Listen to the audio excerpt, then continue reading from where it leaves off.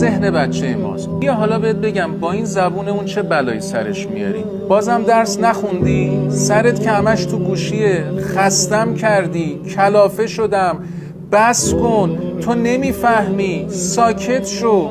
در جریان باش، هر بار که این کلماتو برچسب رو بهش نسبت میدی داری ذهنشو سیاه میکنی، باورشو نسبت به خودش سمی میکنی، انقدر میگی باور میکنه، دیگه خودشو دوست نداره، با خودش حال نمیکنه. بعد یه مدت و تکرار این حرفا این بچه باورش میشه به درد نخوره، ناتوانه، و بعد دیگه وقتی شخصیتش سیاه شد رفتارش هم سیاه میشه، از کوزه همان برون تراوت که دروست. یه سوال، تو خودت یه بزرگتری این حرفا رو بهت بزنه حس خوبی میگیری؟ تأثیری روت میذاره؟ بابا خودتو گول نزن، هی تو ذهنت میگی آخه دوستش دارم، خیرشو میخوام مثل من بدبخت نشه. بابا قبول دارم دوستش داری، نگرانشی، خیرشو میخوای، اما ما تربیتی ها میگیم کلمات گفتمان میسازه، گفتمان شخصیت میسازه و شخصیت رفتارها رو میسازه.